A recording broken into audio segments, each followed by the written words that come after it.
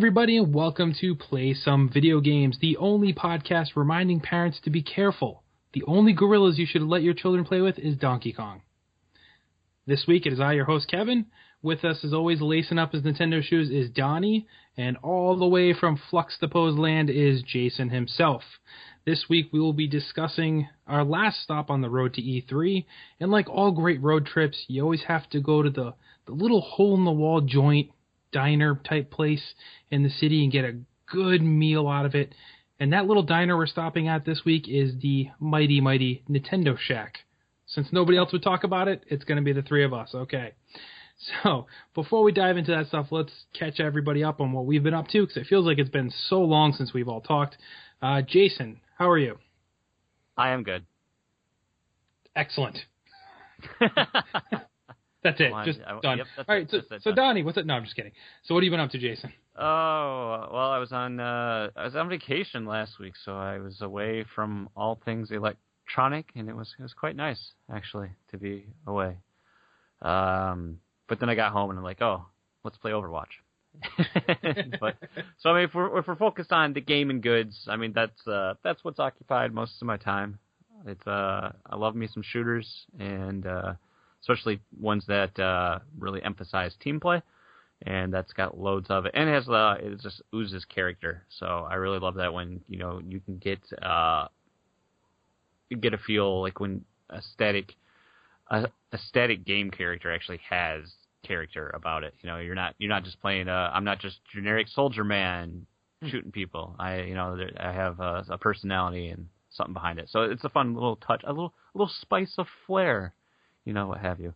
But yeah, beyond that, yeah, things are good. It's summer and weather's nice. Beer tastes good, and no complaints. Just working, doing the stuff, and yeah, I don't know.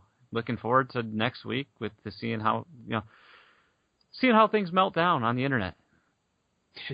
I'm sure it will. So speaking of meltdowns, Donnie, how are you? Doing okay. Work was fun this week. My boss had a child unexpectedly and ran out, and he said, "All right, you got this?" I was like, "Sure." He's like, "Don't know when I'll be back.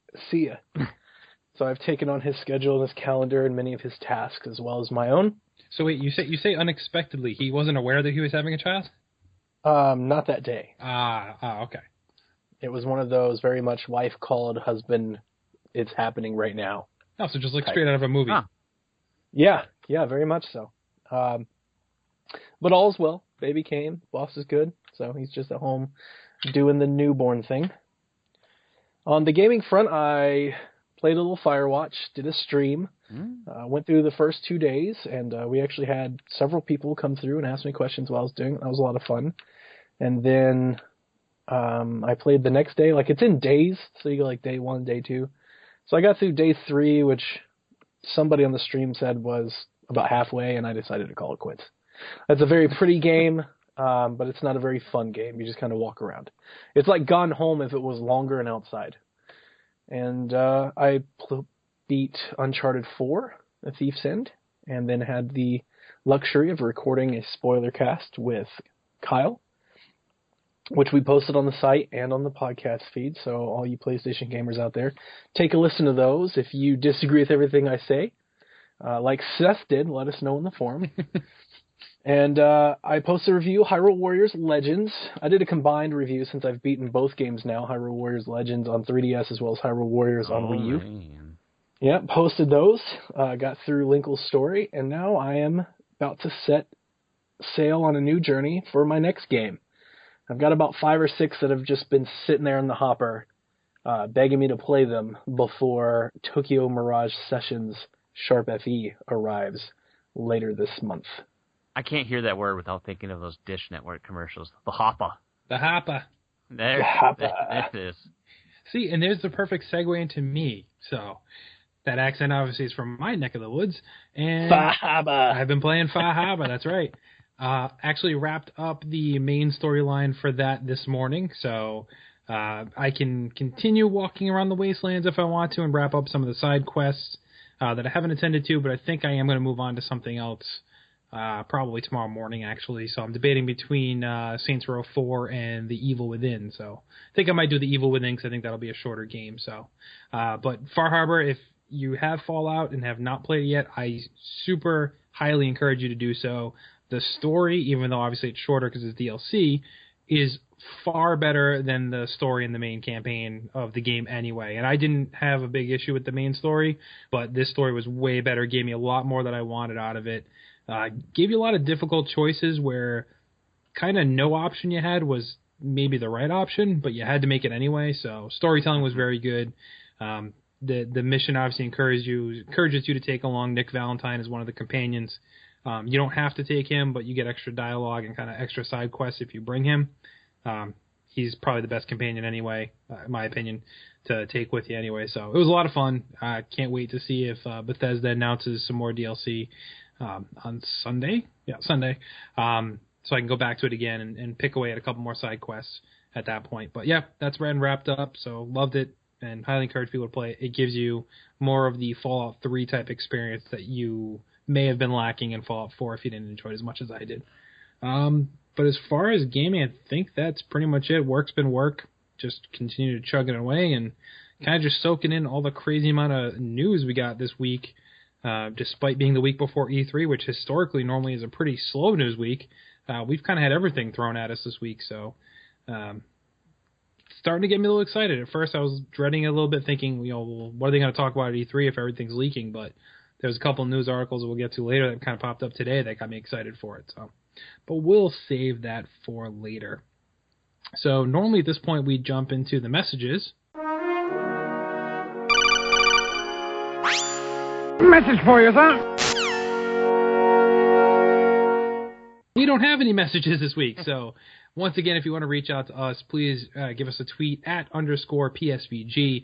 You can email us at playsomevideogames@gmail.com or reach out to us at the good old Facebook at facebook.com/playsomevideogames. Yes, so we'll take this the point. Post isn't the only show any longer. This is true. Even our own guys didn't send any questions like Q did a few weeks ago. We see we discouraged them by doing that. I'll ask you a question. Sure. Ooh. What's your favorite color? Ooh, purple. Purple's my favorite color. Look at that. I think we talked about this before, actually. Oh, damn it. Jason, what's your favorite color? Blue. See, we've hit a new low. We're asking each other our favorite colors here on some right. video games. This is some high-quality podcasting, folks. Yeah. So we'll take the messages section instead and kind of go over some quick announcements. As you've been following us here at Play Some Video Games, you know we've done a lot of podcasts leading up the road to E3, and next week obviously is the big event. So we just want to kind of give you something to look forward to for next week. First off, we're planning on having at least 3 podcasts dropping, one specific to the Xbox conference, one specific to the Sony conference, and then one more to wrap up kind of Nintendo and everything else that happens at E3. So that last one will probably be a doozy. And then the following week, actually, we're going to do something a little fun, and we're going to have the Play Some Video Games E3 Awards, where we'll kind of pick our highlights and lowlights and little quirky categories here and kind of give you all our opinions there. But we want to hear from you. So at some point after this podcast drops, there will be a ballot available. We'll post it up on the site and kind of tweet out a link in Facebook and the whole fun stuff. And we want your votes for the categories listed on there. There'll be an explanation as to what the category is if it's not super obvious. And, we'll kind of tally all the votes, and we'll go over our awards and talk about your awards as well. And as Donnie said, we'll tell you why you're completely wrong in your opinion. So that is something to look forward to, and we once again highly encourage you to do so. We think it'll be a lot of fun and give you something a little bit different you don't hear from other podcasts. Lots of podcasts will wrap up their opinions, and we'll do the same as well, naturally, but we want to hear from you and let you know what your fellow PSVGers enjoy as well. So, with that being said, that's kind of the all announcement, so we'll move on to the meat and potatoes of today's podcast, and that is Nintendo at E3, which you can put a question mark at the end of that if you want to, but we will go over what Nintendo will be playing at E3. Obviously this year they've announced they have a little bit of a different strategy. They're not even going to do the normal Nintendo Direct, if you will. The kind of digital event. Sorry. They will not be doing that. Instead they'll be doing live streams and, live at the treehouse and whatnot. So a little bit of a different take. Initially they kind of said, hey, you're not going to see anything but Legend of Zelda. That's going to be like... Hang on. Yep. I'd like to correct you. back in April, Nintendo said the only playable game will be The Legend of Zelda. Fair enough. And but they've kind of clarified on that now, so further fleshed out, and let us know that they will be talking and showing more during these streaming events than just The Legend of Zelda. So we'll kind of go through the list of what's going to be there and talk about that. So obviously the big one is The Legend of Zelda. They're kind of putting all of their mushrooms in the same kingdom there, if you will, on this one, and kind of highlighting this as the granddaddy of all things Nintendo.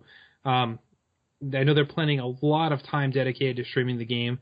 I will jump in and check it out. I do not want to see too much of the game, though, because if they're literally just streaming gameplay, I don't want anything spoiled for me. But I am looking very forward to this game. I want to see exactly what it is, why it's different, why it's so special, that they're kind of clearing the entire plate, if you will, and showing mainly this more than anything else, and to see if some of the rumors floating out there are true. You know, is Link a girl in this one? Do you have an option of being male or female, or whatever the deal is?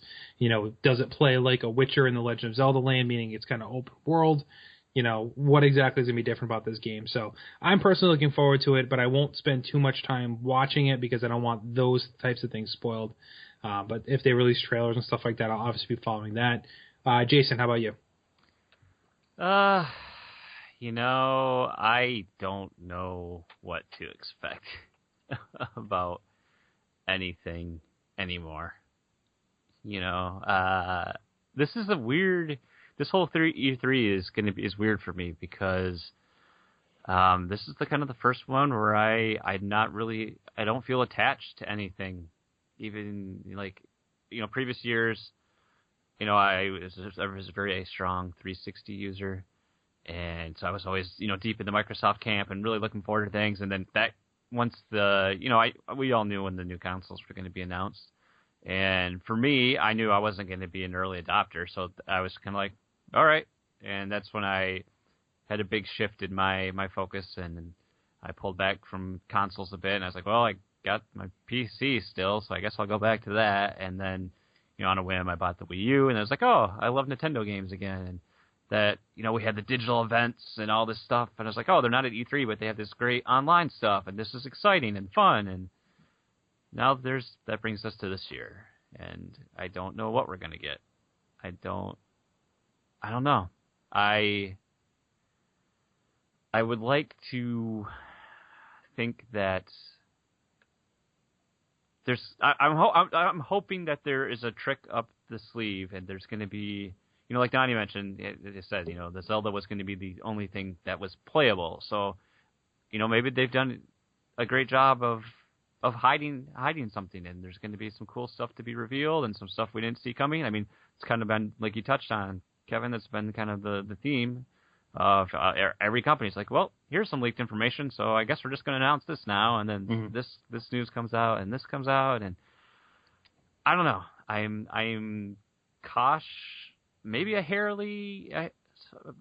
narrowly, cautiously optimistic. I don't know. And then if I go to like the other camps, hey, whatever they announce, that's cool with me. That's exciting because it's not something I'm going to be able to enjoy firsthand, but I think it's cool. I'm looking forward to what we might see out of the Microsoft camp because you know, there's been the rumors about what they're clearly bringing more integration between Windows and Xbox, and that's kind of cool because that's something I could actually possibly do.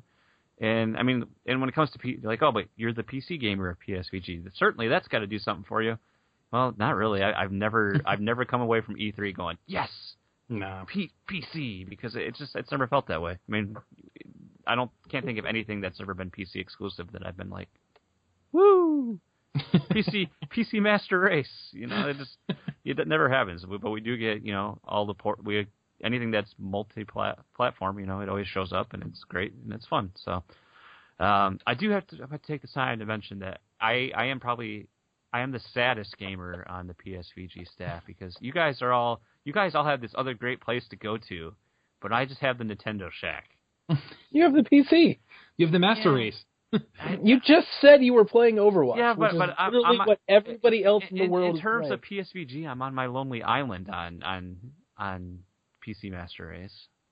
Yeah, that is true. So I don't have anyone here to share that with. I have Steam. I just don't like using it.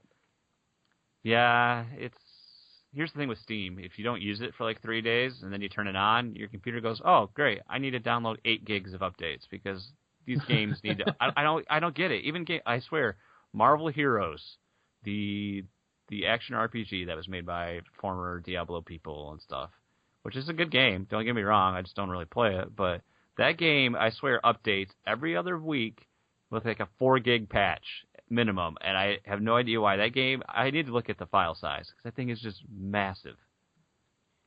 But really, that's not the focus here. I'm rambling. Someone save me. I was going to say, we're going to come back to PC later. Yeah. So what are your thoughts, or what are you expecting or hoping to see from Legend of Zelda at E3, Jason? This is difficult because I want to get a very brief understanding of the game, but I don't want to see too much of the game where I get to see, or I don't get to experience on my own. And that's kind of my fear with, we're getting, with it being the main playable focus, with a lot of the Nintendo Treehouse focus is going to be on that. It's troublesome, but I need to know. I'd like to know when get a for sure date when it's coming, and I'm sick of the internet rumors. Just once and for all, get rid of. We need to know the clarification on the male female thing, just because it's just anytime a screenshot's now posted, everyone's like, "That's a woman. You can't tell me that's not a woman," and it's like. And so I'd like to make the joke, well, she doesn't have any boob armor, so clearly it can't be. But I'm just anxious to kind of see the game. I mean, Donnie and myself, we love Zelda, and we talk about Zelda all the time. And like when it's nice out like this, I want to just play Wind Waker. Yeah, I was thinking about that. It's nice and sunny, and I'm like, oh, I want to hear the theme. I want to sail around. But food for thought, when I was on the way to Mackinac Island on the ferry, I was like, I need to just film a video of this and put the music behind it and send it to the guys because that'd be funny. But I didn't do that. Nerd alert. Anywho, yeah, I'm very anxious for this game. I mean, at this point, that could very well be the next Wii U game I buy, and that's very sad to say. Oh no, we've got that much. That's a very large time gap. So I'm just anxious to see it. I'd want to learn. I'd like to start to learn what the setting is, how it fits into the timeline, a little bit about the game, the story, and just to see more of it in action, to see, like, is this really... most of all, I guess I want to believe that this is actually going to be a Wii U title and not, some half-ass experience that's better deserved on the NX. Which isn't going to be, isn't a thing, but it's a thing. But we're not going to talk about it. And it's not a replacement. It's not a replacement. Nope. But we're not making the Wii U anymore, or any games for it. But it's not a replacement. And we're got to delay it, but we're not. But whatever. I'm sure we'll get to that later. So yes. We've given Donnie enough time to strap on his tunic and his elf ears and sharpen up his master sword. So take it away, Donnie. Are we just talking about Zelda right now, and then we're going to incorporate the rest of the stuff? Yes, we're going to Zelda, and we'll go down the list of other things Nintendo will be showing. Okay. You guys sound miserable. You guys are making me sound miserable. Just making me feel miserable. I came into this show yawning and tired, and listen to you guys, I'm getting ramped up and ready to go. What is the matter with you two? It's our job to lift each other up. We are getting the next console... true mainline Zelda game, the first since Skyward Sword, and you two are acting like a bunch of sissies. Oh, I don't know. It's coming in X. I don't want to see it. Like, this is the reason you bought a Wii U, Lacey. You're like, I don't want to see it. I'm dying to see it. I don't want to see too much. There's a difference. Oh, I don't want to see too much. All right, so here is exactly how I would answer this to you, and I pose this question to Kevin as well. I get that. I really get that.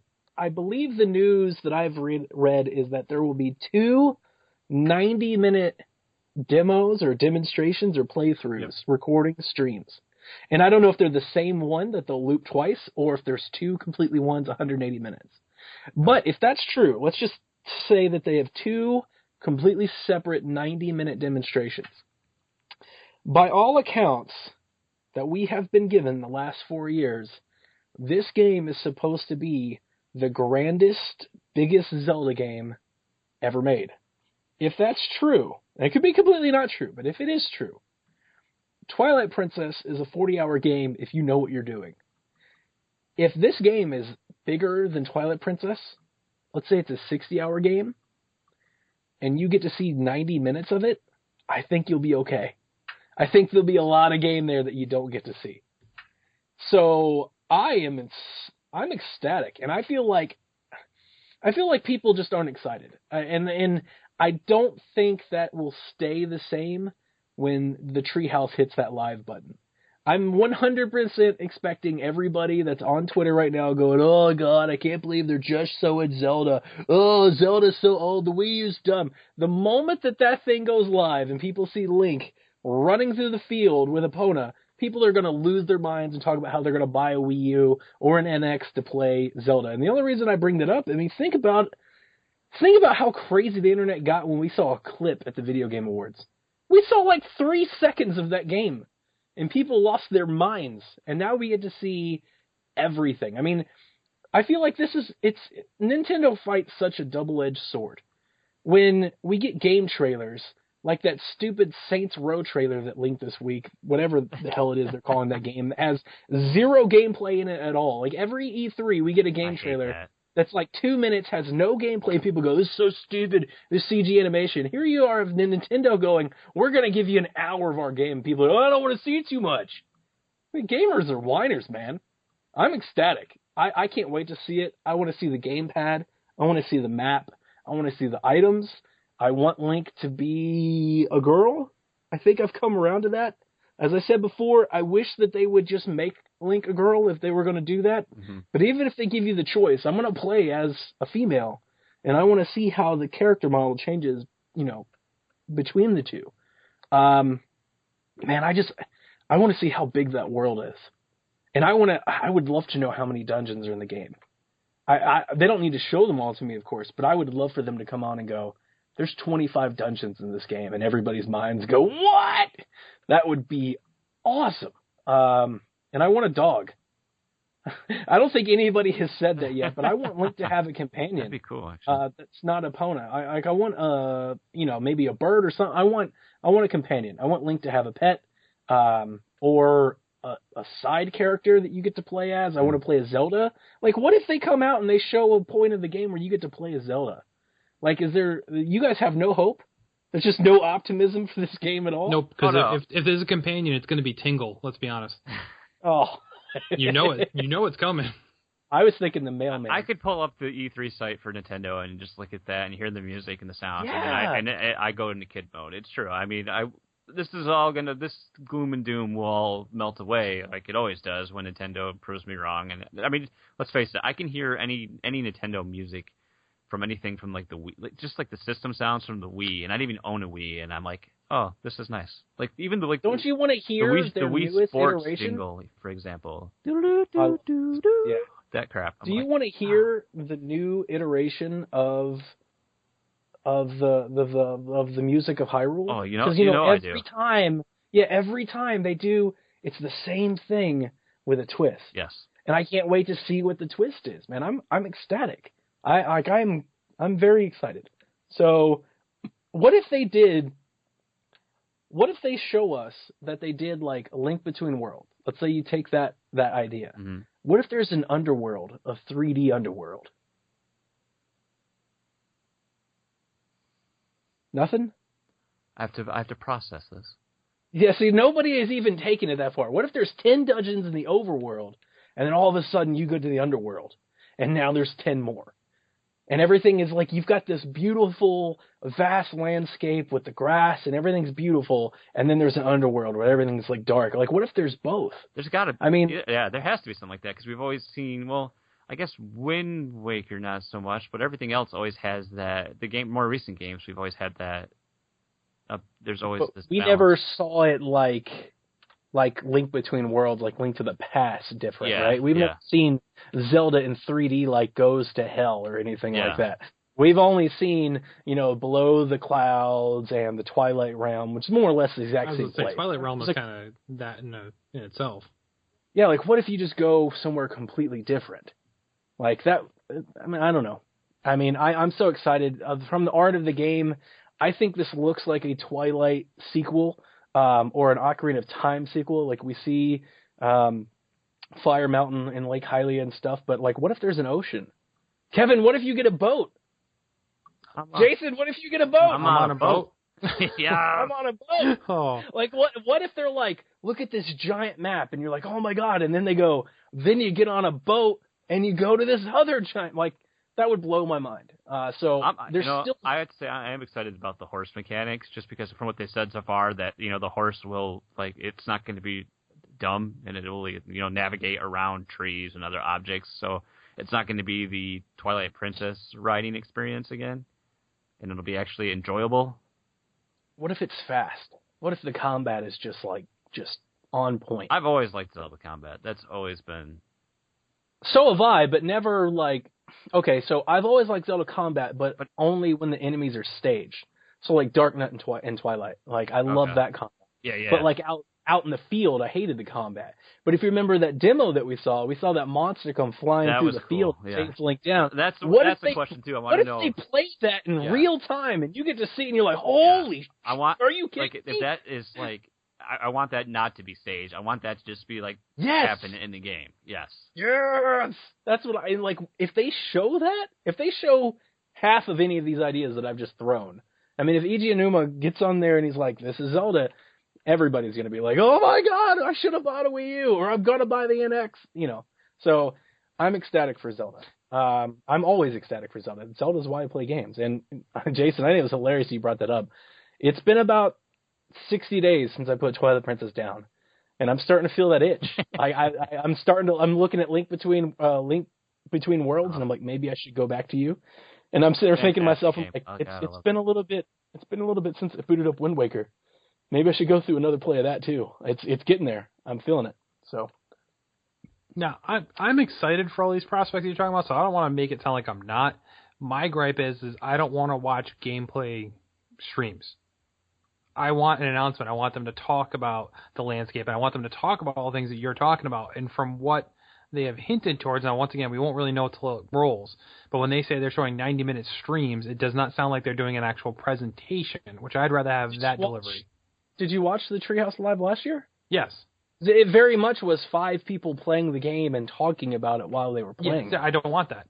Because, like you said, it's fine. If the game's 60 hours and you watch 180 minutes of it, that might be cool for you. I don't want that. I don't want to see that much gameplay. I just need a trailer to know that I'm bought in, and I need to know about the story and about the mechanics and what's new and what I should be excited about. I don't want to watch somebody playing. I'm not a Twitch person. I'm not something that will watch. I'm not the guy who watches gaming streams. I want to experience that for myself. So that's the one thing I'm hesitant about. But I am excited for it, just not in the way they're presenting it. So for you're in a really good shape because here's... And I'll defend Nintendo for this. And I won't defend the fact that, E3 as a whole is the show that you expect these companies to bring, their A game. And you can argue that Nintendo's not bringing their A game. But I will defend them in this case. If you have a new Zelda game, and Zelda is this big, and you've invested this much, and it's been in development for, I believe, 5 years now, we can say that this game has been in development, actual development, then this is the time where you clear the floor, and you put as many console stations as you can on the floor, and you let people have longer than 2 minutes with it. The counter argument that I would provide is when Splatoon was announced, the lines to play Splatoon were forever. There were people at E3, they were saying they waited in line for over 90 minutes to play Splatoon for 2 minutes. They got a 2-minute match, and they got to go back to the end of the line. So in your case, Kevin, you may not watch the streams, but you're probably going to hear every video game podcast for the next 2 weeks talk about the 15 minutes they got hands-on with Zelda game on Wii U from the E3 floor. And that's the reason that they cleared the deck and they're not letting other people play games, is they want to give people, not only do they want them to get their hands on Zelda, they want them to get their hands on Zelda and spend more than 2 minutes with it.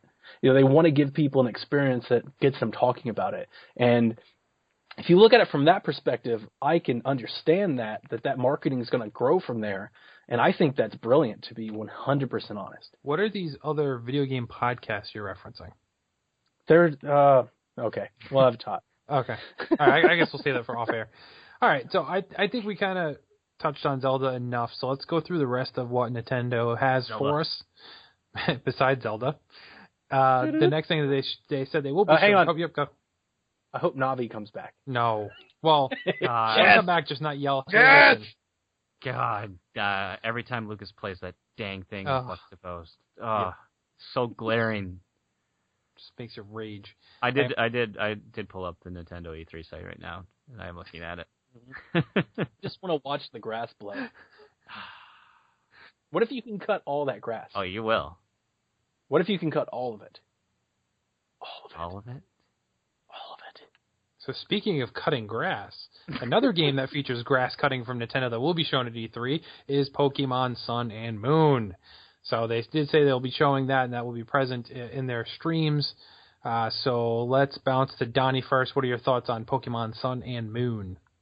I think it's a Pokemon game. It's set in a tropical paradise. I love Pokemon. I'm playing Pokemon Blue right now. Not right now, but this week. And I've been playing it for the past couple months, and I'll buy a new Pokemon. I mean, you know what you're getting with Pokemon. What you're getting is an above-average RPG tale, and it's a must-buy if you have a 3DS. So I'm excited to get a new Pokemon game. Excellent. Jason, do you have any thoughts or opinions on the new Pokemon?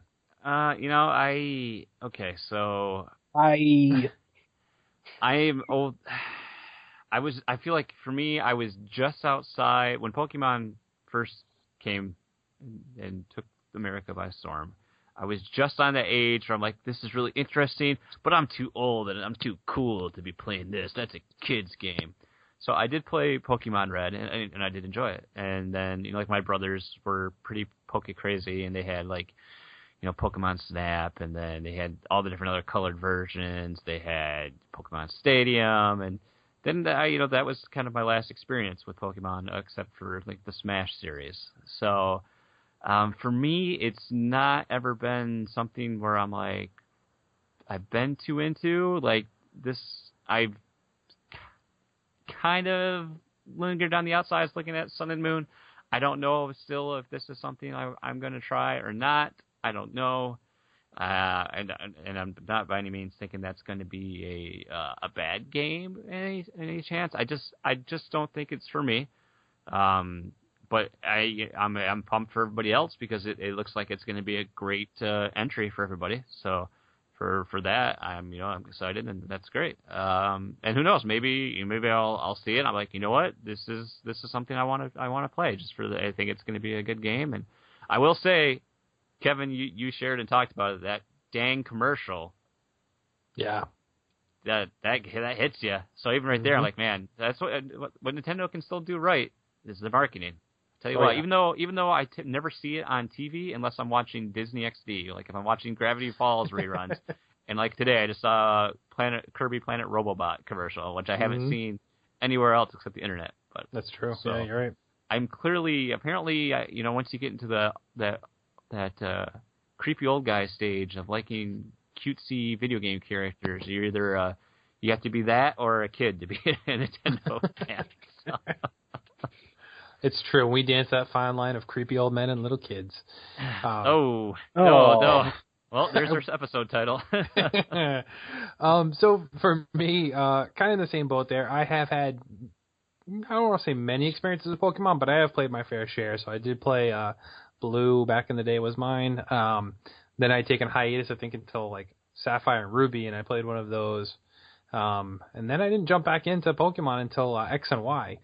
Which I did enjoy that, and it was kind of something that was like, oh, it was definitely worth playing, but it wasn't necessarily something I was like, I have to play this. Sun and Moon does have me excited right now, though. It does look pretty cool. The couple of new things that they've leaked so far and kind of teased are enough to get me interested. So I think this might be on my radar to pick up. I'm looking forward to seeing a little bit more from it. My girls now have kind of had some interest sparked in the Pokemon trading card game, so I got myself a deck so I could play with them. So I'm kind of falling back into Pokemon a little bit. So I have 13 decks in a binder of cards. That's crazy. I had a ton way back in the day, when they first came out. I don't have any of them anymore because I never really expected to ever come back to it. But do you play with theme decks only? Are you current or do you mix? Because I've got base set all the way to current gen all in one deck. We have just the they're just using the deck like as is when you buy it, kind of deal. Gotcha. And I did the same thing for now, and I said, hey, if you guys actually stick with this and play with it, we'll start getting packs and stuff like that, and they can, strategize building decks and whatnot. So, but we'll see how it goes. But yeah, so this is very much back on my radar with Pokemon Sun and Moon. So looking forward to see what Nintendo shows there. Yeah, I mean, I'm sure it'll sell a gazillion copies as they always do, but Jason, you're right. It's kind of borderline. Like, are we at the point where we're being creepy with Pokemon, or is it okay to still play? So we shall see. So keeping with the Pokemon theme, the other thing they said, there'll be a Q&A around the Pokemon Go, which if for some reason you're not familiar with that, that's going to be the app put out by Nintendo, where you'll be able to catch Pokemon in the real world, partnered up with the Google Studios, what was the name of it? Of the studio that makes the game? Yeah.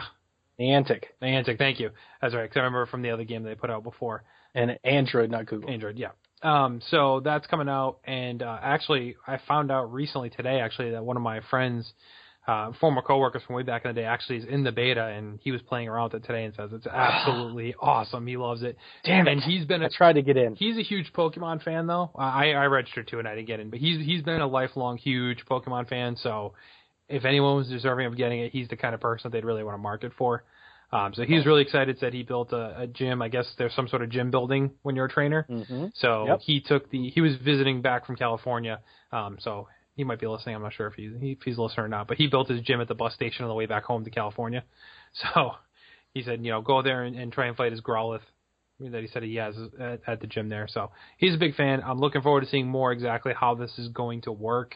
I haven't really watched the videos that have leaked out from people who are already testing and the kind of stuff that they've pushed out. Kind of want to see more of the official content for me, but it'll be something that, depending on the cost and stuff associated with it, I'll be definitely trying this out, I think. It has a different, unique twist that I think will get a lot of people on board. So, Donnie, how about you? I'm so excited. I think this will be their biggest, I wouldn't say announcement, but this is going to get their biggest push.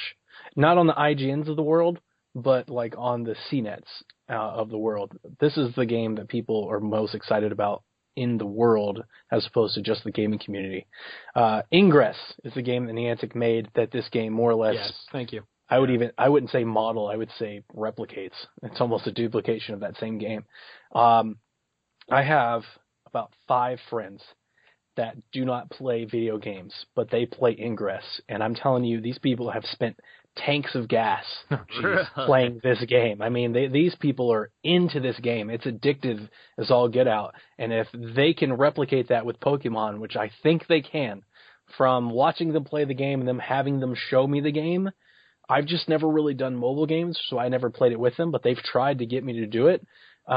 This game, I mean, this looks like a perfect marriage. Like, this looks like the next great Pokemon thing, whatever you want to call it. Kevin, unfortunately, I think it could replace the Pokemon games as you know it. I really do. You're not going to pay for it like a ton, but if the experience is similar, and I actually have seen some of these YouTube stuff, and I would say the experience looks better, you're going to be willing to give them money. This looks like a great Pokemon game. I love that this approach to gaming with the mobile phone and the way that Ingress does and the way that Pokemon Go will do is it makes you go outside. Yes. I think that's a great idea. It's something that I don't think has really been monetized, but I think there is a big market there. And, I mean, everybody carries one of these things. There's millions of these. So, like, there's 12 million Wii U's, and there's, like, 300 million phones. So if they can get $1 from everybody that plays Pokemon Go once a month, they're going to make crap tons more than they could ever make on a Wii U game or a 3DS game or both of them combined. And that's the thing that scares me the most as a core Nintendo fan, is if Nintendo hits rich on this, and Pokemon Company, what does that do to their other gaming platforms?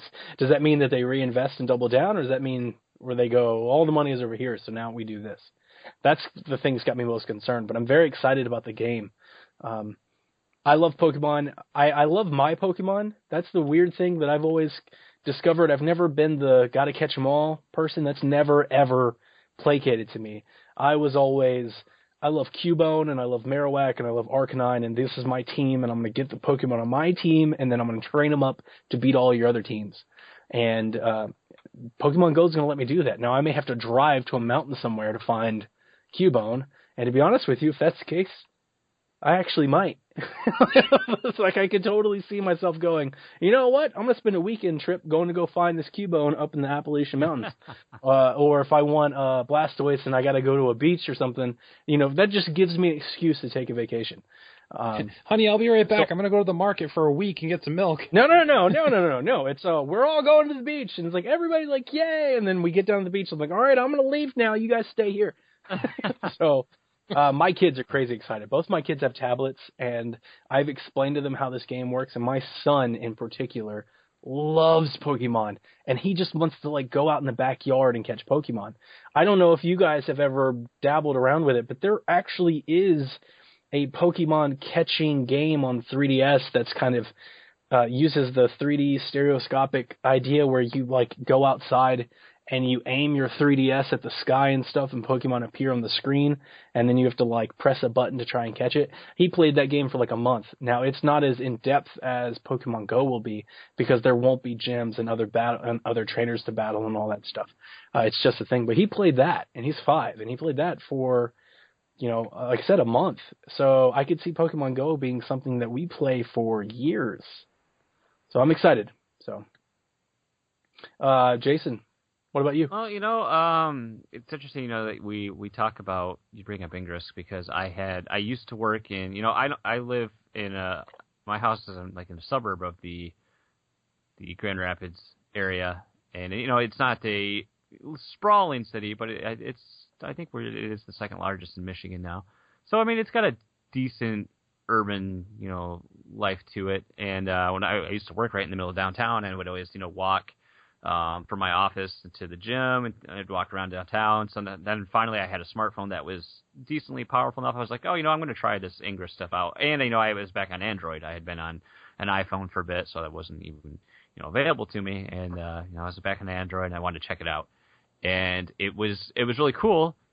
It killed my battery, and I didn't really understand it, but I liked that concept of actually incorporating real world locations, events, things like that to make a part of the gameplay. Now, yes, I could play it back when I lived at my home, but there would be nothing. There's nothing really around, and it didn't quite grab me enough that I wanted to keep playing it. I still get those emails monthly that Agent, yeah. I can agree with you. You suck. You're not helping. I can agree with you in that regard. I just couldn't get into it. Yeah. Right? It was very foreign, and I was like, I got to learn all this new stuff. Yeah. That's where I think the Pokemon appeal is. The Ingress people, I know it's a big game and there's 1 million people that play it, but that's a small amount of people, the people that know Pokemon. I think the Pokemon skin will provide people that clarity, as opposed to having portals. Now you have gyms, and now you've got trainer battles, and instead of capturing points, you're capturing Pokemon. Now it all makes sense. That's the kind of thing that I'm most excited about with Pokemon Go. Is I'm like, I can play Ingress now because I know what the hell I'm doing. Yeah, right. I feel like I owe it to be open-minded and give everything a try. So, why not? I think it's kind of cool how what they're talking about, releasing that, even the Pokeball. You wear it on your wrist, isn't it? And it would connect somehow to the game. Wear it on your wrist, I believe, or you can put it on your belt or a lapel. Yeah. So for kids, they're going to love that. I'll be able to have that and be able to use it, and it'll be cool to see what happens. Again, I don't know if it's going to be something that sticks with me, but hey, I'm more than willing to check it out, and I think it's a good marriage between the two concepts. I think it's going to fit really well together. So do I, and I'm going to provide Kevin a perfect segue here. Jason, how many hours have you played Miitomo? Ooh. Boy. Give me an S. Well, let's see. How long has it been out? When did it launch? March. So, and we're in June, so March. It was an end of... Yeah, maybe. I definitely log in. I have the routine down now with a set routine of what I do every time I log in. But I'd say, probably easily, 10 minutes a day. So that's 10 or 20 hours. depending on how much you put in and how much you didn't. I mean, even in 10 hours, and that game has, like, no game to it. No. Right? Like, you just answer some questions. So if you put 10 hours into Matomo, I mean, I think you could easily put 40 hours in Pokemon Go. And if you just put 40 hours in and never took it again, I think that's a huge success for Nintendo. Yeah. Huge. Well, I saw like the rumor, like they're saying, speaking of Matomo, they're like, well, that's better probably served for news, but they still make money. There's a good chunk of money to be made on those 10 hours, those 10 to 20 hours. Yeah, I mean, and again, like I said, there's 300,000 smartphones, or 300 million smartphones. If they made $1 a month off of 300 million smartphones, I mean, we talk about sales and user bases and how many PS4s are out there and how good a game has sold compared to the hardware. If Nintendo makes $1 a month off of 300 million smartphones, like, they're literally putting the rest of the industry to shame. They're just going to be like, all right, keep doing what you're doing. We're good. We got all this money over here. Agreed. And I mean, I played Ingress for a little bit, and while it was a good idea, I think it was very confusing and very poorly executed. So I think even just putting the Pokemon skin on it, giving it actual visuals, because Ingress doesn't really have much for visuals, I think it's definitely going to be a win-win there. So we shall see what they have up their sleeves at E3. Another thing they said they will be showing a little bit more about, I have never played any of these games, and I don't think Jason has either, but I think, Donnie, you might have, so you might be the only one able to speak on this, is Monster Hunter Generations. Yeah, yep. I played Monster Hunter 3 on Wii U. I haven't got to Monster Hunter 4 on 3DS. I haven't bought it yet, so it's not like I have it and I just haven't got to it. I haven't bought it yet. I want to. Those games are just incredibly deep. Like, incredibly deep. Like Dark Souls for your 3DS. You can play those games for 100 hours, and I've got enough of those games already, so I didn't jump back in for Monster Hunter 4. Not my favorite game. Monster Hunter 3 wasn't for Wii U. I did play the demos on 3DS. If you have a 3DS, I would recommend that you grab those demos. They're actually really good, and they give you quite a bit of game. Like 5 or 10 hours worth of game just for playing the demo. They're absolutely free. So it's almost like you can just download, free game. I would go grab those, see if you get the hook. The cool thing that I love about Monster Hunter is that they're multiplayer focused, which a lot of games today are multiplayer focused, but in the 3DS community, I don't think there's a whole lot of people that think about playing 3DS that way. And I just think it's a neat thing that Nintendo has done. If you think about where the 3DS was when it launched and where it is now, not just with a game library, but just in capability, what the 3DS is capable of doing with a little bit of hardware that's in it. I mean, the 3DS has less hardware in it than your phone, but all of a sudden, they patched in Miitomo, and they've got online netcode, and they've patched in Miiverse. I mean, it's really neat. It's, your Nintendo ID that was all retrofitted, and Monster Hunter is a great example of that.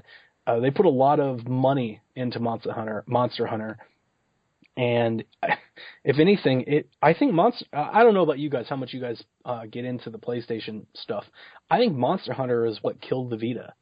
Monster Hunter was on Vita before it got huge, and Sony kicked it out. It was a PSP staple, and there was a community there. And Sony was like, no, we don't need it. And Nintendo picked it up, and then it went off and became Monster Hunter today.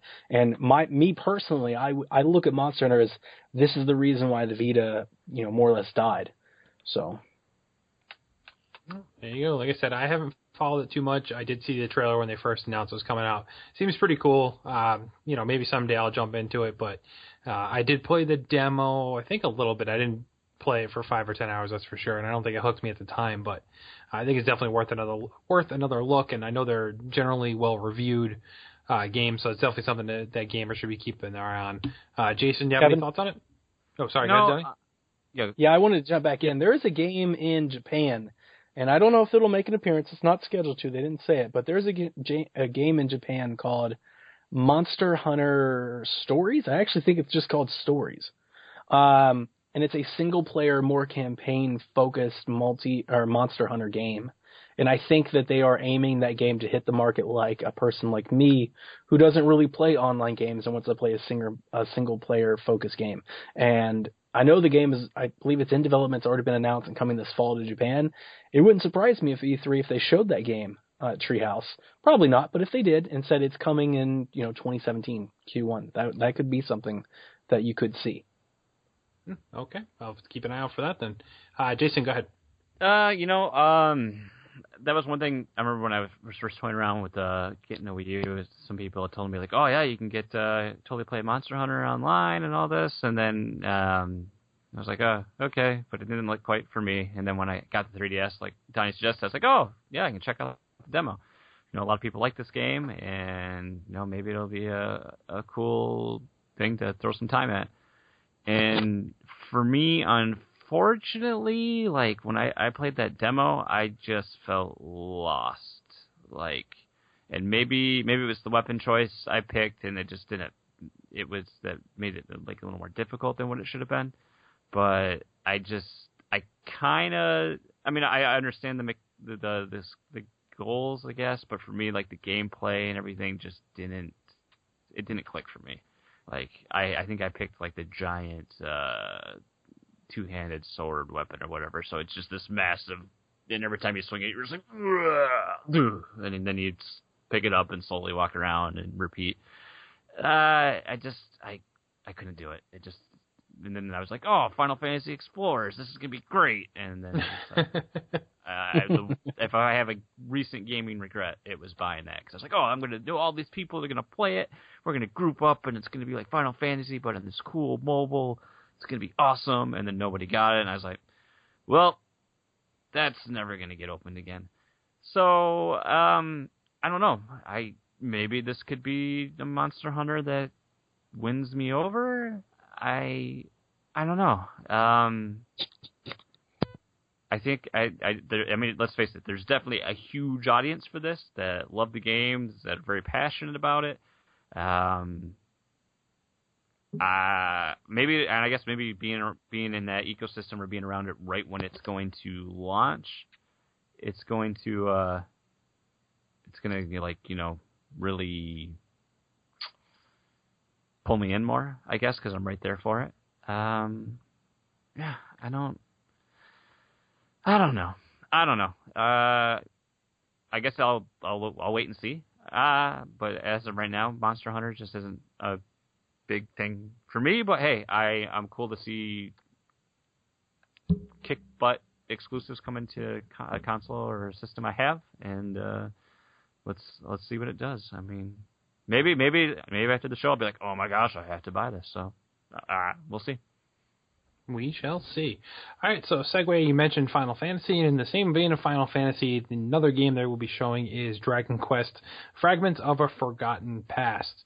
Now, the Dragon Quest games have kind of found a new home for the last, actually, quite a few years now on the 3DS. Then the new 3DS, I think it was even on the DS, there was a couple iterations of it. Me personally, I have not played Dragon Quest since probably Dragon Quest 2 on the original NES. So for me, it's kind of a no-go for me. I know that historically the last few of these have been rated really well with reviewers, just not really my thing anymore. The whole JRPG and the time suck they kind of take away from you. So I'll check it out, see what's different in this one. I've kind of followed each one as they've released it, but I haven't had any interest to pull the trigger and buy one of these. So, Jason, I'm assuming you're in the same boat as me on this one? Yeah, pretty similar. I've never played a Dragon Quest game, and I am familiar with the series, but I always thought once I got the 3DS that RPGs would be one thing I would really kind of look at for the system, because I just feel like it's a great system to play those on. And I've really been away from that genre for quite some time. On PlayStation, looking back, I had a crap ton of Squaresoft RPGs, and I loved them. And then I got a 360, and it was kind of, there were some options there, but it was slightly barren. And Western RPGs, oddly enough, have never been something I've really ran with. I never gotten into Mass Effect, and Dragon Age I've tried, but it's never, I guess I never put in the investment to run with it. So, like Bravely Default, I have hopes of picking up at some point, and a couple other RPGs that are already out on the 3DS. But this is something I'm kind of interested in. I like the art style. I've never been. My brothers are crazy into Dragon Ball Z, and one of our favorite my favorite road trip memories of recent years happened when my brothers were watching it in the back of the van, and my dad just flipped out. But it looks interesting to me. It's definitely something I'm going to keep my eye on. I don't know, like Kevin mentioned, the time is a bit of a concern, and how much time I'm dedicating to just one game. But then I look back at how much time I've put into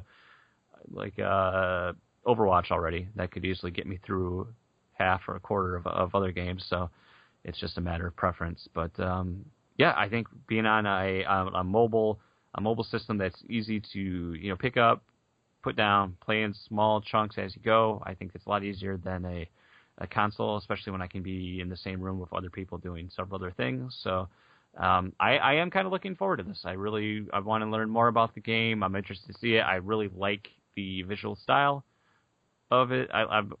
You'll see something in a lot of my interests with color palettes and things like that, like particularly like Wind Waker, the new Zelda, this game. There's for lack of a better term, a third-person MOBA that's in development for Xbox and PC called Gigantic. They all have these really great stylizations, colors, and aesthetics, and it's always something that I'm always just naturally drawn to. So this is much in that vein. So I am looking forward to this and seeing some more of it. Alrighty. And Donnie, what say you on the matter? I want you to get Dragon Quest VII, Kevin. I want you to buy the game and I want you to play it because I think the game is up your alley if you just give it a chance. You play Earthbound, which you love, and you play Fallout, which you love, and Dragon Quest VII is in that realm. It's an RPG that has a crap ton of mini games and side quests. It's got a great battle system. My New Year's resolution, as I have mentioned in the past, was to play more RPGs. I've never really given them a whole lot of time. I've played them intermittently when a really good one has come out, when reviewers have told me to play one. I've kind of turned them on. But I've never really been I wouldn't consider myself a fan of the genre, put it that way. I've always been action-oriented, adventure-oriented, and shooter-oriented. This year, I made the resolution to play more of them, and I bought Xenoblade, and I've been going through Earthbound and Super Metroid to a lesser extent, but I've been playing a lot of them. I'm excited for Tokyo Mirage Sessions, and I have found that Donnie Reese, as almost a 30-year-old gamer, enjoys RPGs because of their slower pace. And I played Dragon Quest VIII on PlayStation 2, I believe. It was either PlayStation... It was PlayStation 2. It was PlayStation 2, because my father bought it for me. And I loved that game. The art style is perfect. The problem with Dragon Quest VII, as I recall, on the original PlayStation, was the fact that the visuals looked muddy as all get out. This remake is going to fix that problem, but the game is still great. And I just think it's perfect on 3DS. And I'm excited for it. I think it's a big title. I know it's not a big title. It's not going to sell 20 million copies. I don't mean to say a big title like that. But if you have a 3DS, and to be honest, we're on the back end of the 3DS life cycle. We've had 6 years of 3DS. Is that right? Yeah, about that, I think. Right. So we're at the back end of 3DS, and this is you could put 100 hours into this game, to put it in perspective. So if this game launches at a 3DS price point of $39.99, and you get 100 hours out of this game, you're talking about getting your money's worth. It's not like there's a ton on the horizon for 3DS. There's a lot of RPGs, and I think this one is one of the better ones to play. I mean, this is a classic game. There's a reason why it's being remade.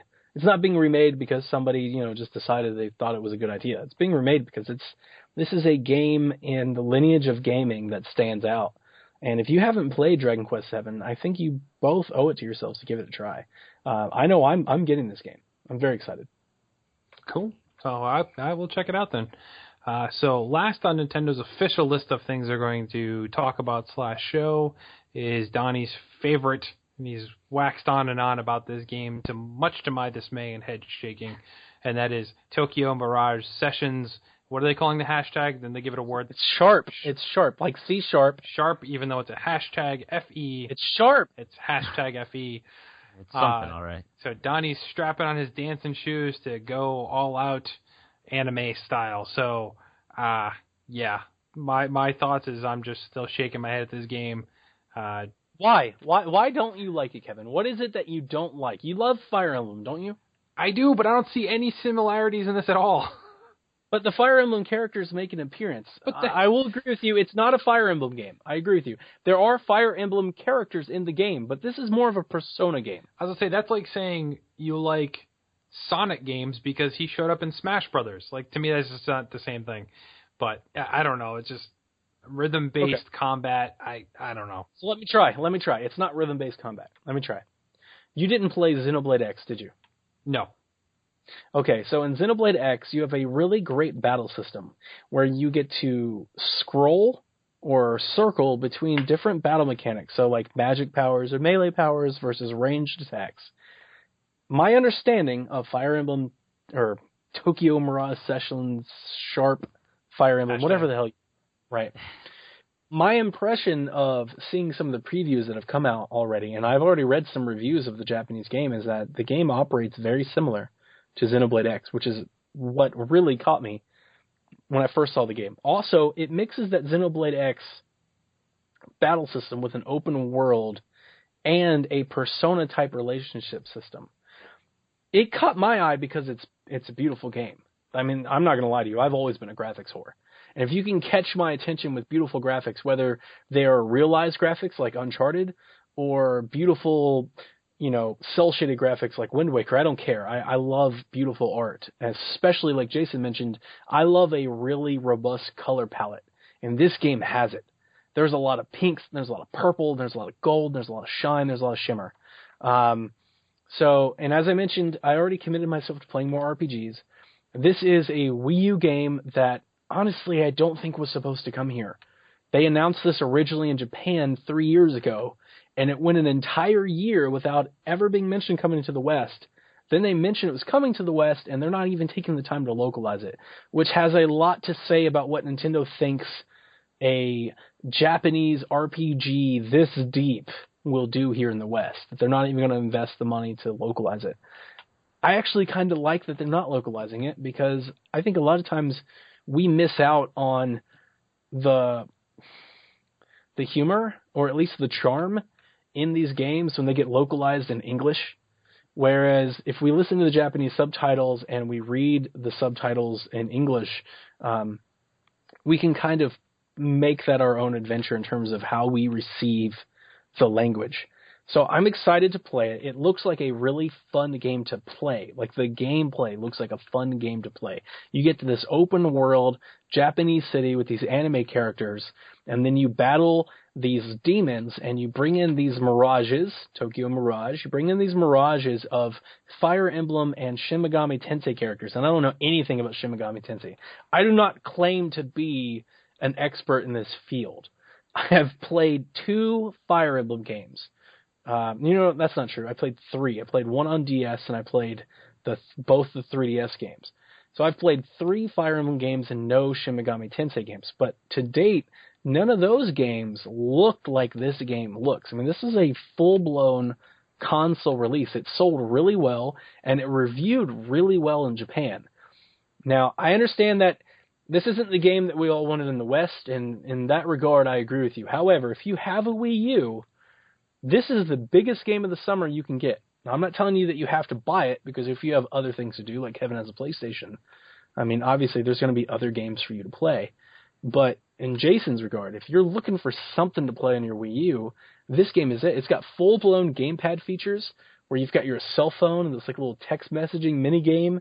It's very much like a Persona game. And I played some Persona 4 on Vita. I couldn't finish it because it was forever long, and I probably won't finish this one either because it's forever long. I've never finished an Assassin's Creed game since Assassin's Creed 3. I finished 2 and 3, and I haven't finished any of the other ones. I mean, there are some games that I just cannot play for, longer than 50 hours. If the new Zelda game is 100 hours, I might not even finish that one either. But I'm excited to check this out. My daughter was the one that really got excited about this. She loves the soundtrack. And I got to admit, the songs that I've heard so far are kind of catchy. I don't know what the hell J-pop is, but I'm not going to lie to you. I thought they were kind of catchy. So she wanted it, And the more and more I read about the game, the more and more I want to play it. And it's reviewed really well in Japan, like really well, like 9s and 8s and 9s and 10s, like across the board. Everybody thinks it's a good game. So I'm glad that they're going to show the game, showcase it, because to date, I don't think they've done a good job of doing that. We've seen it in directs, but we've more or less seen cutscenes. I want them to dive into the battle system and show you, hey, this game is challenging, and there's a game here, and look how I'm walking around this open world, and I've got to battle this demon, and here's how we do it, and this is why you want to play the video game. And I think if they do that well, I think it'll help. Now, when I say help, I think it might change 1,000 people's minds. This game's not going to sell well. I'm 100% sure of that. It's just, these games never really have. But if you like Ni no Kuni and you like Persona and you like Shin Megami Tensei, there are games across the gaming platforms. I'd really say PlayStation, because Xbox didn't really have anything like it. But there are a lot of PlayStation gamers that are looking for something like this. I mean, if you are excited for Persona 5, which has been delayed into 2017 on your PlayStation 4, then you should pick this game up, because this looks like a Persona game. There's a lot to have here, so I'm excited. Yeah, so while you were talking, I was actually watching some gameplay footage. It's like asleep. No. I gave you the benefit of the doubt, and I pulled up YouTube, and I'm watching some gameplay footage right now. And I will say 100% Nintendo has not marketed this correctly at all, because from the initial reveal, it looked like like I said, a rhythm-based like a rhythm game, right? And from what I see, you're right. It's very much old-school Final Fantasy-esque turn-based thing. The one thing I am noticing, though, and I'll look to see more, and I'll maybe give this a chance eventually, is the animation seems to be really, really super repetitive. Like, one character they kept showing, before every single move, you'd see a close-up of his face, and he would kind of do that move where he takes his wrist and wipes his mouth as if he's got, like, blood on his face or something. He does that before every single move. So that's kind of annoying, just watching that for like 5 minutes while you were talking. But you're right, it's definitely not the same game that they kind of portrayed with the cutscenes and trailers for it. So if they release some more footage, I'll probably watch that a little bit. But you're right, it is definitely looks like something more Persona-esque than it does what they've kind of portrayed it as, the whole J-pop concert craziness. So, but that's just me. So I am willing to say now I will have an open mind about this game. Jason, how about you? Yeah, like just to be fair, I do want to say that in Japan, they had a lot of costumes and items and weapons behind microtransactions. We don't know if they're coming here. Yeah. I haven't seen it in any English previews, but just to be 100% fair, if that's going to come here, I think that's a detriment to the game. Yeah, I'm not a big fan of that. But I've pre-ordered this game. Also, just to be 100% honest, I'm getting this game. Like, I'm playing this game. Yeah, based on I know we've talked about this, I think during the digital event pod, and I was just like, not for me. And I haven't paid any attention to this, so it's still not for me. But like Kevin just said too, I haven't looked at anything. All I saw was that initial reveal trailer where it was like K-pop, Japan anime everywhere in my face, and I was like, yep, totally not my interest whatsoever. Keep me as far away from it as possible. You know what sold me on it was getting into Fire Emblem Fates. No, it was that the trailer. Game I recently sold. It was the trailer, don't lie. No, it wasn't. Not the trailer from last E3. Now, I will tell you, I was excited about this game 2 years ago. If I can jog your memory, 2 years ago, we saw a trailer of them walking through like a garden in the night, and there was like grass and like water and like trees in the background, and there was stars in the sky. I was like, that's a really pretty game. It did catch my attention then. But no, I started playing Fire Emblem Fates, and going through the cutscenes and seeing the story, I was like, man, I really like this game. And when this game, honestly, when I pre-ordered this game, it was kind of a big reason why I decided to let go of that special edition of Fates. I told myself, I was like, look, I'll just go get this other game on Wii U, and I'll just get Fates more or less a la carte. I'll get I'll get Birthright, and then I'll get Conquest, and then if I ever get that far, I'll get the DLC. But this was a big reason, because as much as I liked Fire Emblem for the cutscenes and the story, I really don't like it for the gameplay. Not the gameplay in terms of the strategy, just the way it looks while you're playing the game. You know, these muddy little avatars and whatnot. I'm excited to see a big, console HD version of something similar. I won't say like that, but something similar. That's right. Donnie walked up to the counter at his local GameStop and slammed his fist on the counter and said, "Sir, I would like to reserve a copy of Tokyo Mirage Sessions #FE." And the person looked at him and said, "What?" Amazon. I just went to Amazon and I add to cart. Plus, Amazon, you get that special edition for the price of the regular edition. Amazon carts don't judge you. That's right. So that is kind of everything Nintendo is officially announced that they will be showing / discussing / streaming during E3 this year. So I guess we'll kind of wrap it up with, do we think this was the right approach for Nintendo this year? Why no mention / showing / talking that NX even exists? And, will it ultimately be the right move for Nintendo? So I pose that last question, and we will throw it to Jason first. Oh, boy. I don't know.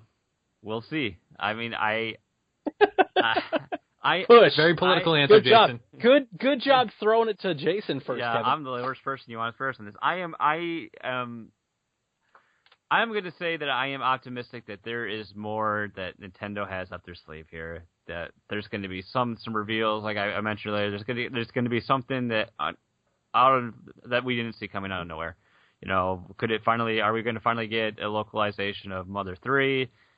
Yep. Or I mean, it's not going to be a Metroid or anything like mind blowing like that. But I mean, it's got to be some of the more rumors I've enjoyed of recently, when people were really joking around with Nintendo with GameCube Virtual Console releases. Ooh. Like all of a sudden we got, here you go, here's Mario Sunshine, and here is now you're playing with my emotions, Jason. Here's F-Zero, here is Luigi's Mansion. Yeah, a bunch of stuff like that. But I have some Star Fox Adventures. I do enjoy that game. I did enjoy that. So do I.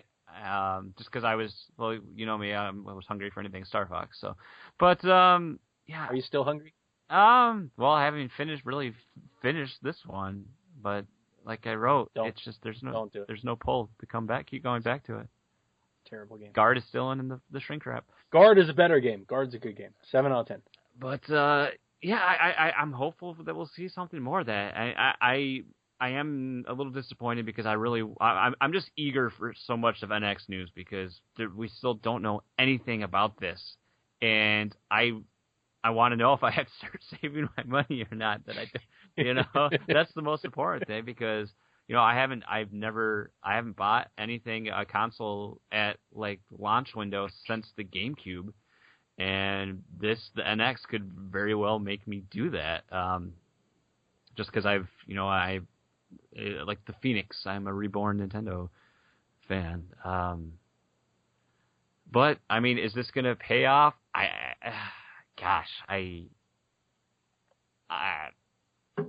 Like Donnie said, I'm the worst person to throw it to on this. I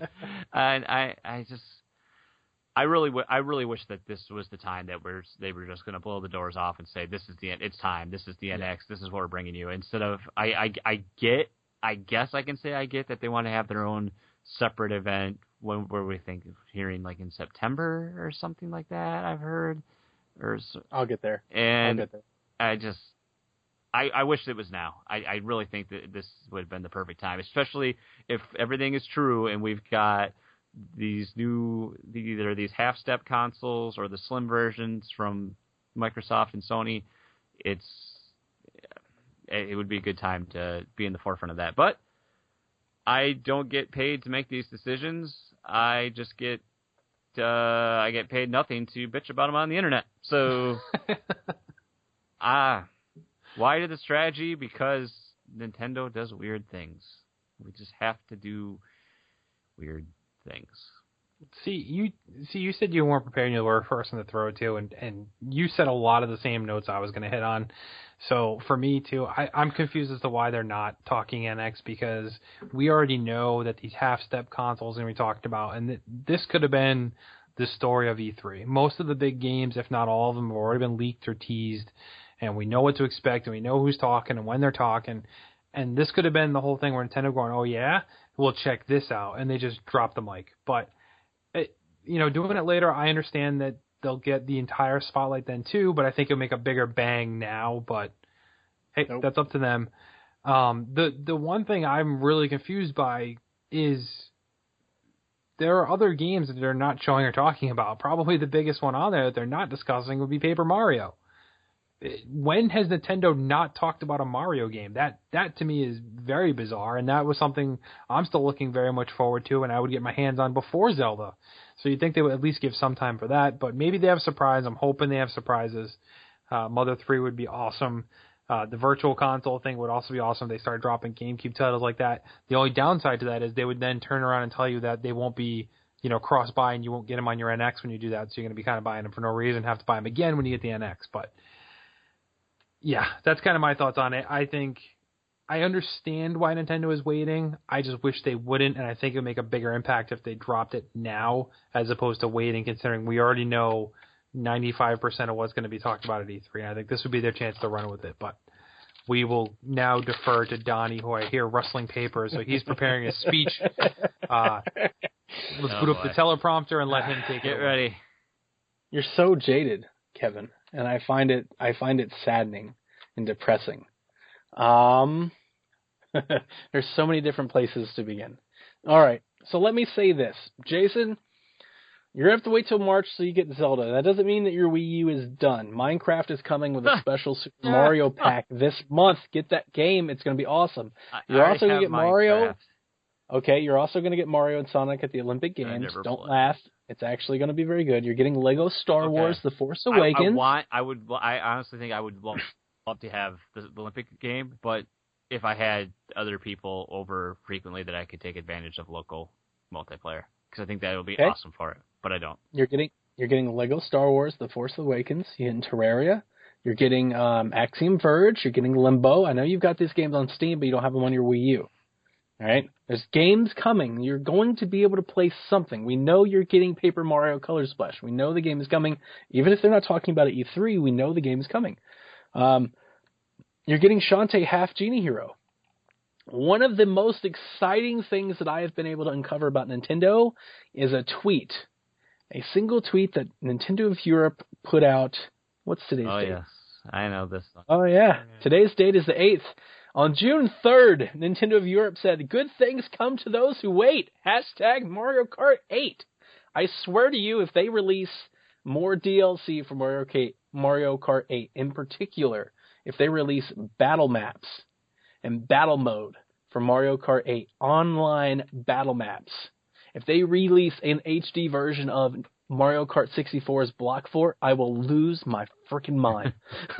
They will have won E3. That's all I could want. It's all Zelda and battle maps?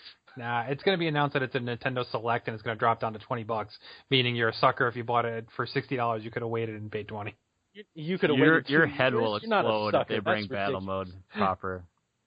Okay, so let's get back to what has been announced that we didn't cover. Miitomo is getting Zelda outfits and Zelda games. All right, I know that's not a huge thing for Kevin, but Jason and I are still playing Miitomo. We both like it, and I can't wait to don a tunic in Zelda. Jason, you have a 3DS, right? I do. All right, so there's Kirby Planet Robobot. Again, Mighty No. 9, Metroid Prime Federation Force, another game that I've pre-ordered. Right Dragon Quest 7. I mean, there are games coming. Pokemon, like Nintendo fans, don't fret. Now, to the topic at hand, where I wanted to get this other stuff out of the way before I got into this. I get what you guys are saying. I really do. You want NX. You want to know. We all do. We want to know NX. We want to know. We all want to know. We want to pre-order. We want to save. We need Nintendo to tell us. But they're not ready, and now's not the right time. You have PlayStation 4 and Xbox both announcing hardware. A big reason why we're seeing things leak is that companies are trying to at least get some sort of ownership, be it for 6 hours, 2 hours, 5 hours a day. They're trying not to get drowned out. If Nintendo came out and said, this is the NX, and let's just say it's not what we want it to be, and I say we, the hardcore gamer who looks at pure statistics on that alone and goes, this console's better than that one, and that's why we buy it. Mm-hmm. If they're going to release an underpowered hardware let's just say it's underpowered as it's not Neo and it's not Scorpio. If they're going to release something that's not that, then if they did that right now, it would be a terrible move for them, because all we would have is what we had back in 2013 when everybody said the Wii U sucks, it's not as strong as the PS4. Also, if they unveiled the NX now, all we would have is 4 months of no Wii U games, and everybody going, see, this is why you shouldn't buy the NX, because the Wii U sucks because there's no games coming out right now. They're in a lose-lose situation right now. And I mean right now, this week. But if they wait until August, September, let's say everybody is saving that money right now to upgrade their PS4s to a PS4 Neo. And they're like, oh man, I'm going to get this new console and it's going to be great. And then all of a sudden in September, Nintendo goes, we have a Direct coming out today. Oh, by the way, here's that Paper Mario Color Splash coming out to Wii U today. And Kevin goes, yes, it's amazing. And then they go, and here's the NX. It's this awesome console that has all of your virtual console titles, your NNID, everything you did from Wii U comes over. We have a portable coming out next year. It's going to tie into this. All of your games can be streamed across both platforms. I mean, then they get to own the day. And then all of a sudden those people going, I was going to buy Neo. Now they're going, you know what? My PS4 might be okay. Maybe I save this money until March. My Xbox One can still play the games. Maybe I save this until I get a Nintendo console. Or you just get somebody like me goes, I can't wait to buy a Nintendo console. They need to have that moment. PlayStation had that moment when they leaked the PlayStation 4 on that YouTube event 6 months before E3 ever happened. For some odd reason, again, it seems like Nintendo's being held to a different standard. That they're not allowed to do their own thing while everybody else is. Everybody else is allowed to go off and have their own events. You know, EA's going off having their own events. Rockstar has their own events. But when it comes to Nintendo, we want them to do their thing on our schedule. I'm really excited about the future of Nintendo because I think all of the moves that they're making up to this point look like the right moves. They don't have a lot of games coming. They're not going to. It makes no sense to release Zelda now, or it makes no sense to release Zelda in November, because the Wii U sucked. It was a terrible platform. We can all agree on that. I love my Wii U. It's one of my, it might be my favorite console of all time. It doesn't change the fact that it only sold 12 million units. So they did not get their messaging right, and it didn't get the appeal that it should have. This way, if they can announce the platform on their own terms in a direct, and they get to announce it the way that they want to and not on a stage and not everybody else, maybe they get the chance to right the ship. And I think this is a perfect moment for them to do that. They're not the only people backing out of E3. I mean, everybody's backing out of E3 because it doesn't make sense as to, let's say you've got $20 million tied into a game at Ubisoft that's not named Assassin's Creed. It's going to get drowned out. If Ubisoft comes out and says we have the fractured butthole from South Park, it's going to get drowned out by Battlefield 1 and Call of Duty Infinite Warfare and any remasters that are coming and The Last Guardian, and if they say Last of Us. This week is a terrible week to be trying to do something new. So if you're trying to do something new, you need to save it. And Nintendo will have their day. It's just not going to be Monday or Tuesday.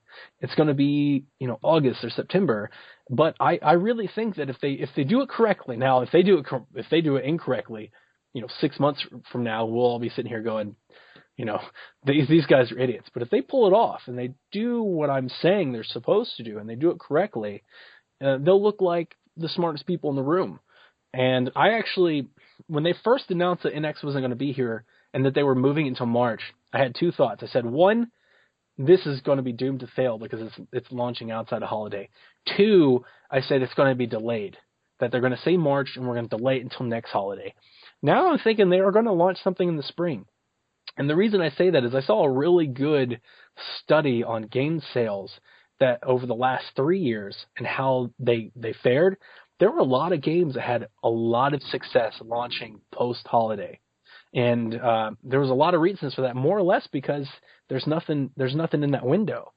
I look at if Nintendo launches NX in March and they give me a reason in September to buy it in March, that instead of putting it on my wish list and saving and buying something out of my own pocket in November, I'm literally going to ask everybody for gift cards to buy something in March for Christmas. I'm going to say, nobody buy me anything. I want gift cards. I want gift cards to Best Buy because I'm buying something in March. And I'm going to start saving my money from September to March to buy something in March if they give me a reason to do so. Now, it's on them to give us a reason, and I think they're going to give us a reason. I also think it's a lot of good for them to know what the Neo and the Scorpio are before they launch their console. My biggest problem with the Wii U is that it wasn't future-proof. They launched a 2013 console in 2013. With the NX, if they let everybody else go first, they have the ability to launch a 2019 console in 2017. They have the ability to go, this is the best one. I want to believe it's a 2019 console. I don't. It's not going. Yeah, to be. I take the opposite approach. I keep thinking it's like some sort of micro console. I think it's a budget device.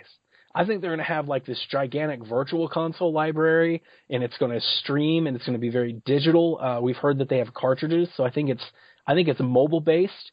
I could see that you could use your mobile phone as the portable unit, or buy the portable unit, and actually like they build the portable unit to not sell 50 million consoles, but 10 million, but at a price that makes sense for them. I'm scared that it's going to be a budget thing. I'm not scared because I don't think it's a bad thing. I think Nintendo is a great second pillar for every gamer. I don't think Nintendo, I would never tell anybody to just buy a Wii U. But if you have a console, I think the Wii U is the perfect complement. I think if you have a PS4, a 3DS is a great complement. If you have an Xbox, a Wii U is a great complement. And I think if they could double down on that and tie in mobile, they can make more money via mobile and then use hardware as a complement. I think it's a perfect marriage. But the other thing is we don't know anything about the NX. We really don't. For everybody that thinks it's a console, or it's a handheld, it's a both, it's a streaming stick, we don't know. So until we know, it's hard to even. What if they come out and it's just like a super computer? I mean, history tells us that's not the case. Yeah. But what if it is the case? That's the other thing. There's a new president running the show. We have no idea what the hell this thing is. But if they give us a good reason, right? If the games are there, let's say it's an underpowered console. Let's say it's an Xbox One. Let's just say it's an Xbox One today. They come out in March, they go, we got an Xbox One.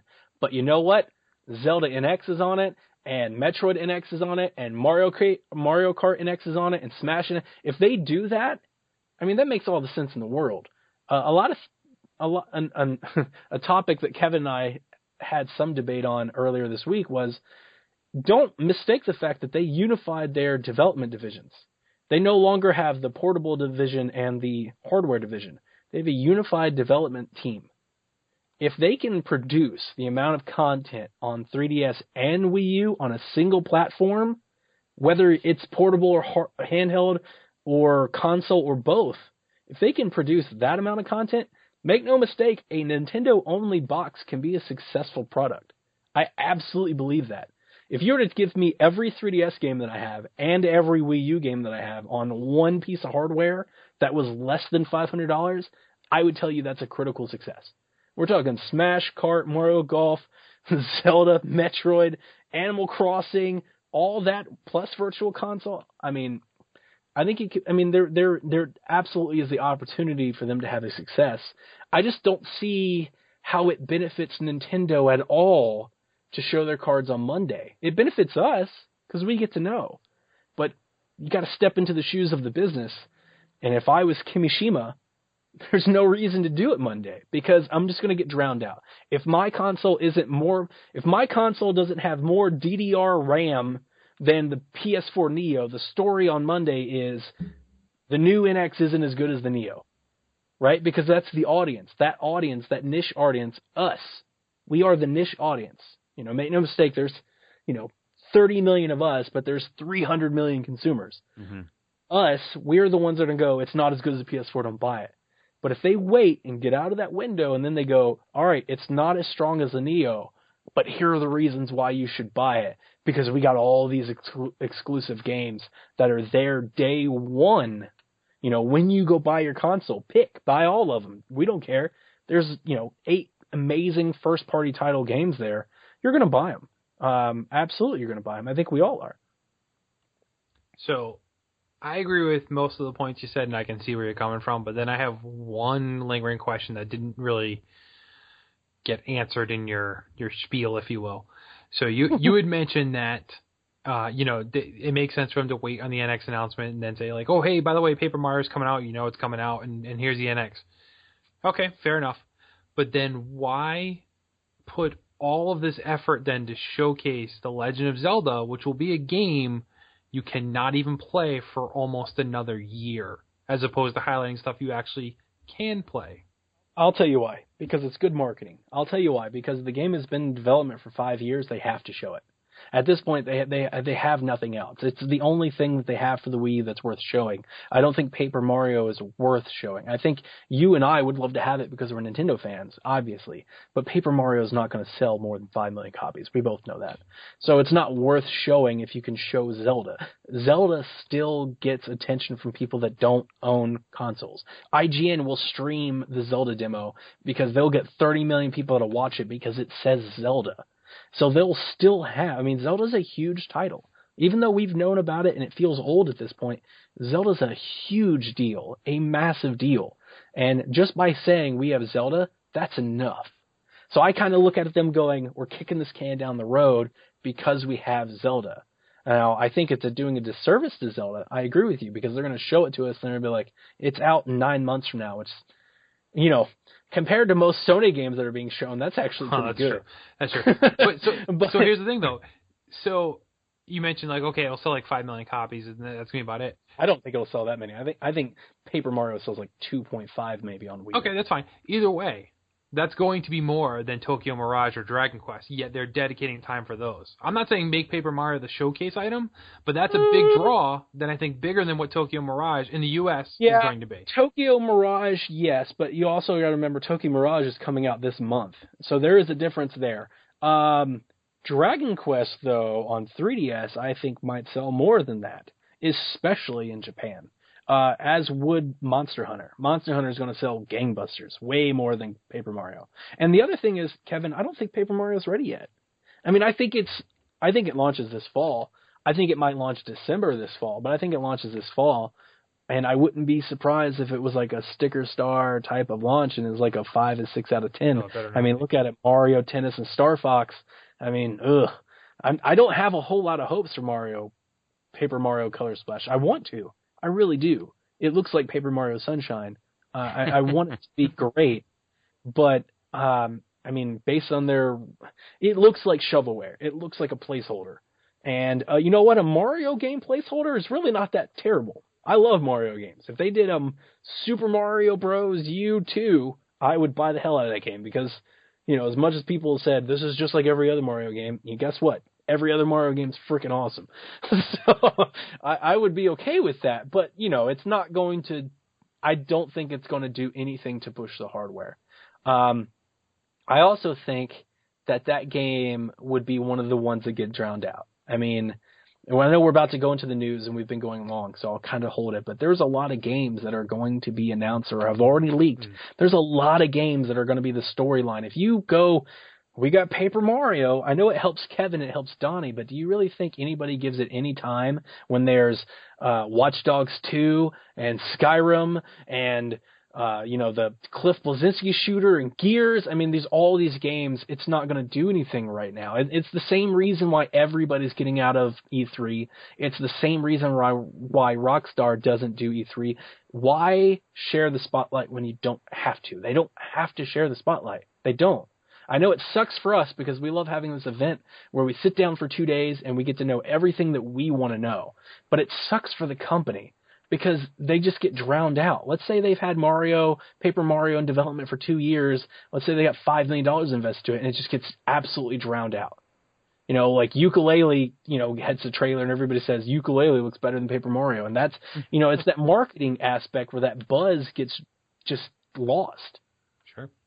All right, so we'll lay that to rest then as it is, and we will see what Nintendo has up their sleeve next week, and we'll see what we were right about and what we were wrong about. Maybe there'll be some surprises. Who knows? I got one more thing to say. All right. Runbow. No. a listing got put up for Rumbo on 3DS, and if you guys haven't played Rumbo on Wii U, it is a freaking awesome game. It's like platforming Mario meets Smash Brothers. I love that game, and I think it's perfect at 3DS, so I really hope that gets announced this week. But it won't, because Nintendo won't announce anything. But anyway. Well, they will. Yeah, they will. All right, so let's move on to some news real quick. This week in Play Some Video Game News.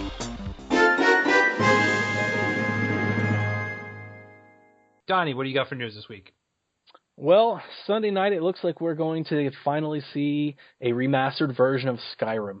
Now, I brought this up on our Road to E3 third-party things as wouldn't it be awesome if it's happening, and rumors are running like wildfire on the internet that it is happening. So I'm really excited. I've seen how awesome the mods look for Skyrim on PC. I could never really get into the mods. JC might be able to help me. It just seemed like a lot of work to make the game look good. Like I had to install the thing and patch it and then boot it and check settings. So this is terrible. If they just put all of that into a game and released it on PS4, I'm totally down to play Skyrim. What a great game. So I'm excited that we might get Skyrim Remastered or Skyrim the Definitive Edition on PS4 and Xbox One this fall. And to support the rumors, a listing's popped up on Amazon that it's coming. I did notice that. Be exciting to see what they will announce Sunday night. Jason, what do you got for news?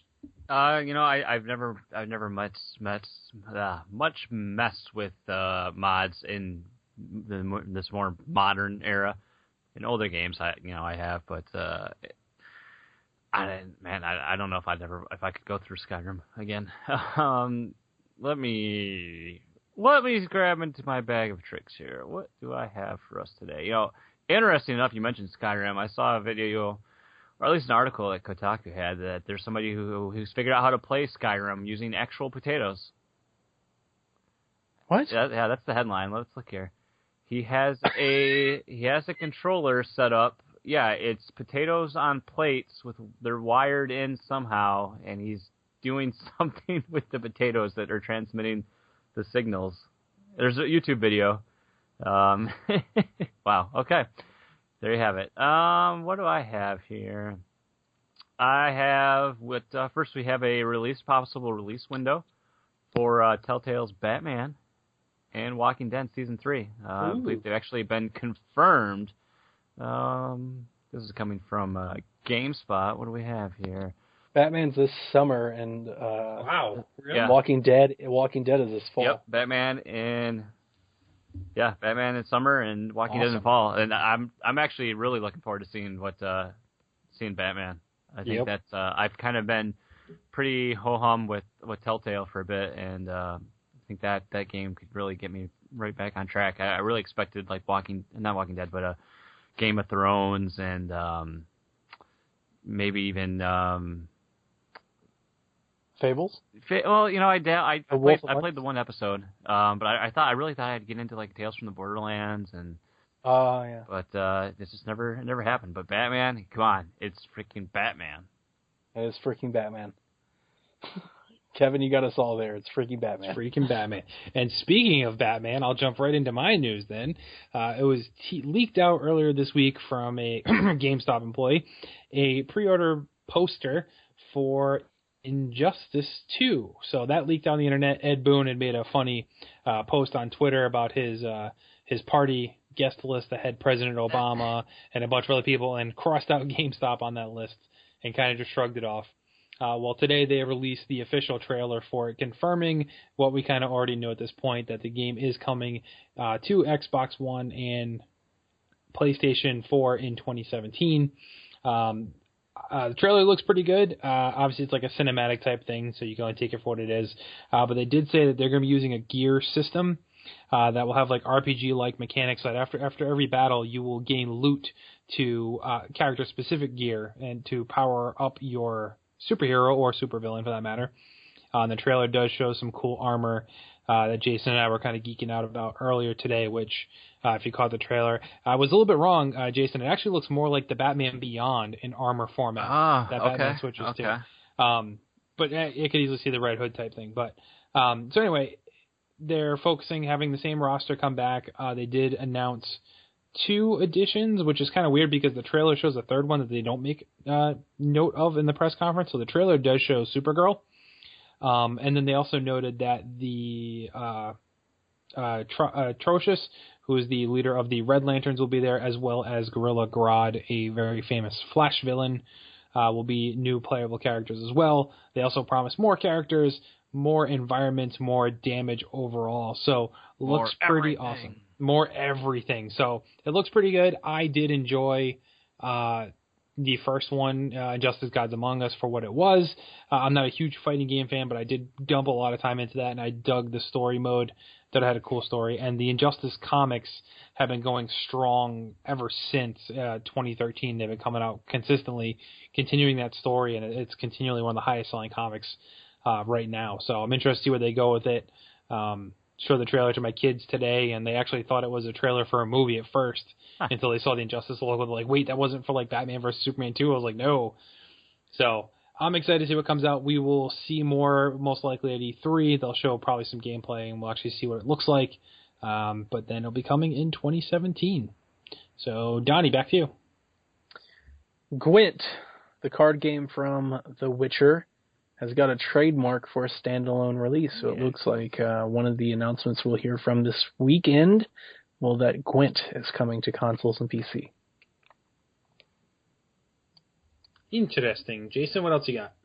Nintendo's got that whole Zelda Mitomo event going on right now for bring all the retweets. I think it was at 10,000, and they were putting in the hairstyle, looks like from the new Zelda. And then at 20,000, we get the classic Link with the green tunic cap, and then we can only. Sorry, guys, Cavs are playing. They're winning.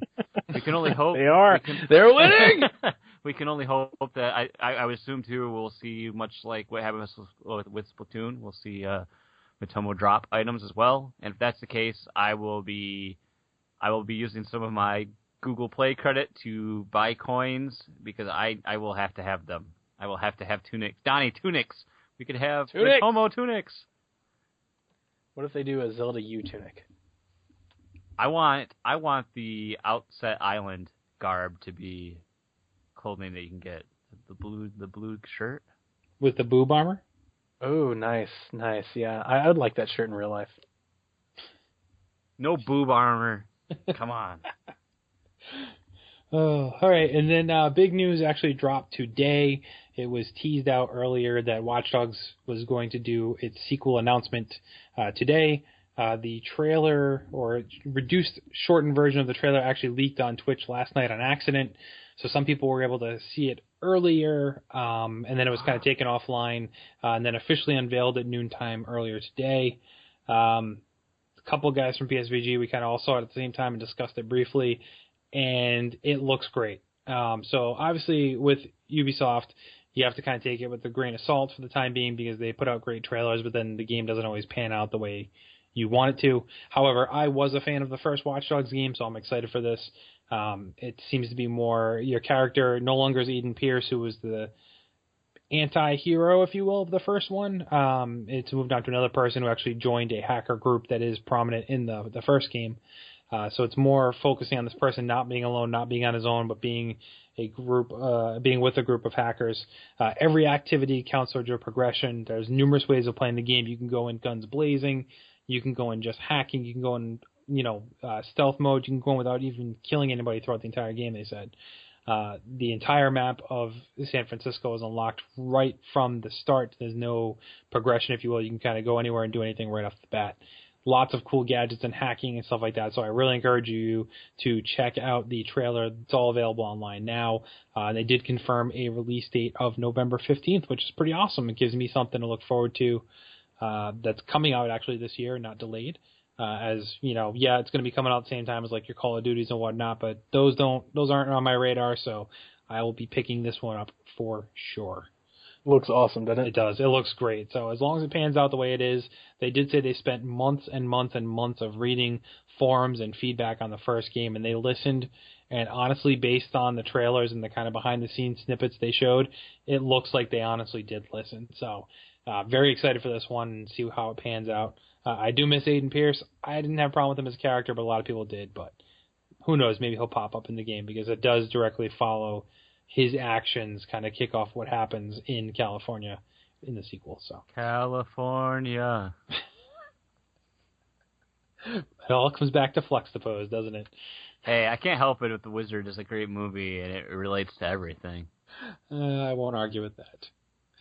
All right. And anybody else got any other news they want to note before we move on? Nintendo will also be running an eShop sale during E3. It goes live on Monday, so we don't know exactly what it's going to be yet, but they're prompting it with a quote-unquote big. That's never meant much to me as a Nintendo fan. It seems like they don't really discount their stuff, but who knows? Maybe this time will be different. Also, Vivendi has completed their takeover of Gameloft, the giant mobile gaming company, as the Guillemots have sold their stake in Gameloft to Vivendi, and it looks like Ubisoft is under extreme pressure as Vivendi tries to take over them as well. I think it was rumored that for that sale too that we might see increased coins for purchases as well. They did say that. There is a 50% off sale for a lot of first-party titles in UK going on right now.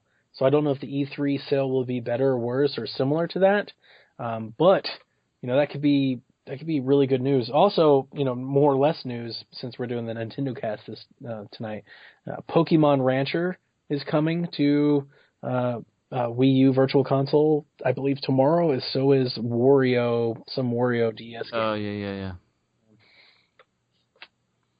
Cool. All right. Well, I think that wraps it up for this week. So buckle up, boys and girls. Make Nintendo great again. Yes, make Nintendo great. Not this week. Next week, make Nintendo great again. Next year, whatever. So that ends our journey on the road to E3, boys and girls. So buckle your seatbelts. There's nothing left to see here.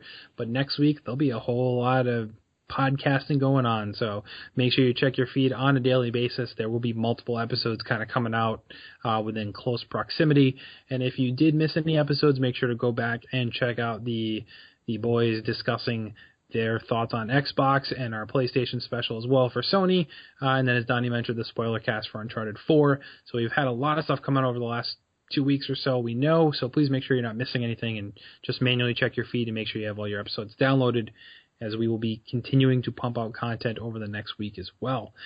So make sure you also join us on the website. Actually, I'll hand it over to Donnie for here. So what are your plans for the website for E3 week? Yes, we have a live chat. So we're going to embed the videos for each stream as they go live, and we have a live chat that you'll find on our homepage on the menu at the top.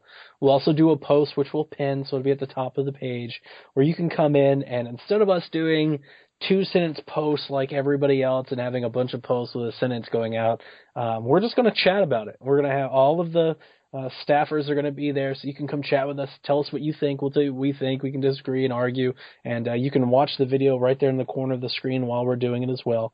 So, definitely. PlaySomeVideoGames.com. Click on the live chat feature. Absolutely, and I know myself, I will definitely be live chatting during the Bethesda announcements as well as the Sony conference. Maybe some of the others if I can catch them around my work schedule, but other than that, we'll be there. And like I said, if you're not able to join us live as we're going through it, we will have all the podcasts kind of recapping our thoughts on the news. And then Coach Mo hopefully will have some reports or maybe some interviews or something from E3 as he will be there. I know he'll be podcasting his Xbox conference reactions immediately after the conference, as he will actually be there in person. So that'd be pretty cool to see what he thinks. In the trenches. In the trenches, absolutely. So once again, make sure you visit us at PlaySomeVideoGames.com. You can follow us and like us on Facebook. Rate us on iTunes. It helps continue to spread the word. And if you have anybody that's trying to catch up or keep up with the E3 news and they don't follow Play Some Video Games, please recommend us to a friend because every listener counts. Other than that, Jason, you got anything you want to plug? No, stick around around here for all our crazy E3 coverage. I mean, that's what it's all about right now. So, Absolutely, and crazy it shall be. So once again, a reminder, too, to keep an eye on the website and our Twitter and whatnot for the ballots for E3 for your votes. They do count, even though Donnie will tell you you're wrong immediately after. That's right. That's a promise from us to you. Even if you're right, he'll find a way to tell you you're wrong. But we'll go over our thoughts and our winners the following week for the E3 awards and have your results as well. So please participate, make it a little bit more fun for everyone. So as always, boys and girls, ladies and gentlemen, children of all ages, we thank you for listening to us at Play Some Video Games. And remember, never stop gaming.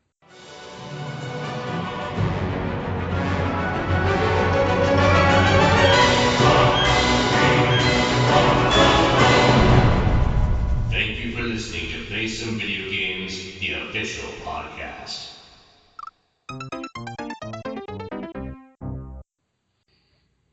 Oh, I'm all in. Oh, yeah, I'm going back to my time. Although, yeah, I probably should, because there'll be people playing it now for like another week at least, and then I'll drop off again. But I booted it up today. I would have to re-download it in order to reboot. I'm all about those points, even though I don't know if they're ever going to be good. Yeah, I responded to one of your questions, and I saw you've got like some funky hack going on and stuff. Like you've got some. Yeah, I got some gear. Yeah. Got some gear. I'm tricked out, yo.